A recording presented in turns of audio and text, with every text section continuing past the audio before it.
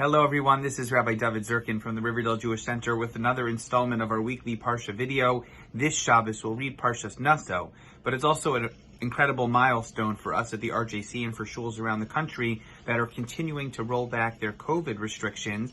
This will be the first Shabbos in a very long time that we'll be able to have our members back in shul, and those who are fully vaccinated post 2 weeks will be able to come to shul, sit together without their masks on. The exact details of how we're going to implement these changes will be sent to you by email, and I'm sure they'll answer all of your questions. But I'm thinking about what this opportunity means for us as another milestone along the way back to normalcy, and an opportunity for us to begin thinking about what our summer will be like, being able to daven and learn and celebrate together more fully now that we are beginning to hit the light at the end of the tunnel.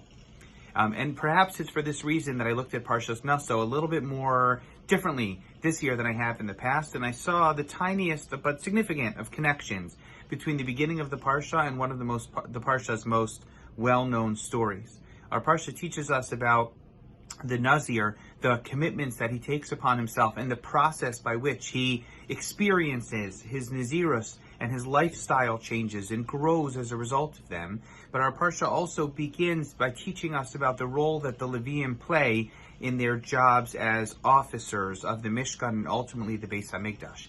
And one of the interesting connections between the two of them is that it's not only that this Parsha teaches us about what their life is like in the moment, but it also teaches us a lot about how they transition from stage to stage.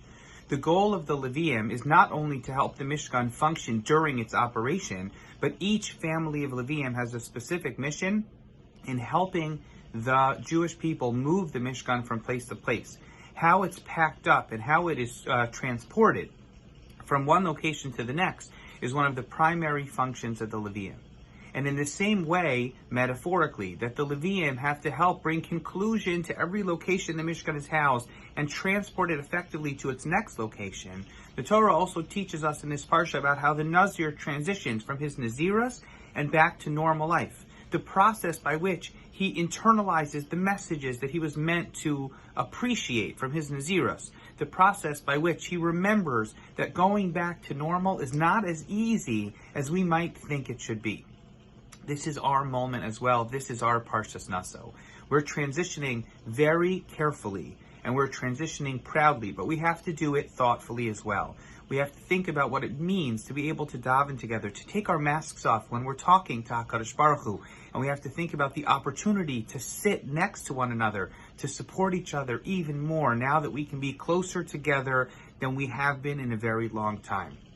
It's not just about any given experience, but how we transition from one to the next that makes all the difference. And this Shabbos, this Parshat Nasso, let's begin to transition together. I want to wish everybody a wonderful Shabbos. Thank you for being here to make a wonderful Shavuos, and we are so excited to have you in shul. I look forward to seeing you at the RJC this weekend. Shabbat Shalom.